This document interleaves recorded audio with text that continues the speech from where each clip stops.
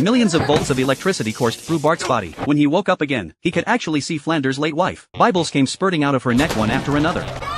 To fend off the ghost, Bart hung crosses all over the treehouse. Apparently, they weren't even as effective as Bart's stinky socks. Milhouse suggested Bart see a psychiatrist. The doctor thought being able to see ghosts was a gift, though he had already committed suicide 5 minutes earlier. The doctor told Bart that if he fulfilled the ghost's last wish, the ghost would disappear on its own. After Bart helped the psychiatrist get revenge on his colleague, the doctor indeed vanished. One ghost after another found Bart. First, Bart used a magnifying glass to burn Nelson's hair. Then he dropped a coin, which caused an entire train to derail, killing everyone on board. Bart took the initiative to find Flanders' wife, and asked about her last wish. It turned out that years earlier, Homer had drawn a target on himself to get the t-shirt cannon to shoot at him, but Homer suddenly ducked his head, and the t-shirt knocked Flanders' wife off the bleachers, killing her instantly. So she asked Bart to get revenge on Homer. That night, Homer saw free beer and walked straight toward it. Hello.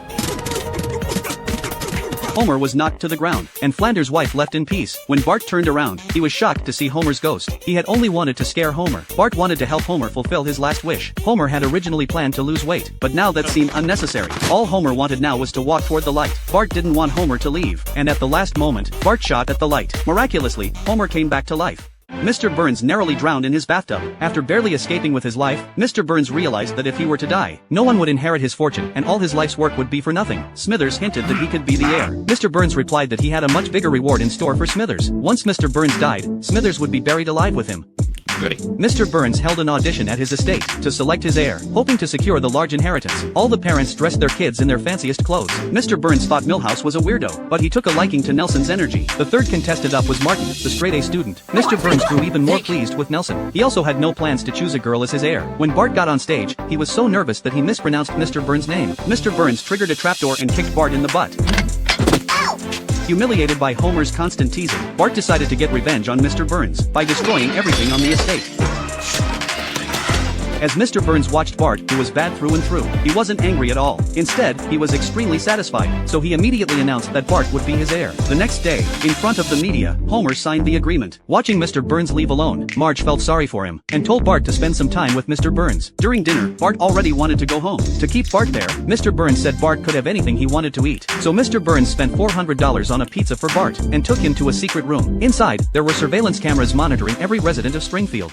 Lisa lost 3 friends in 2 days, so she went to a therapist for help. But the therapist thought the whole thing was hilarious, and immediately decided to become friends with Lisa.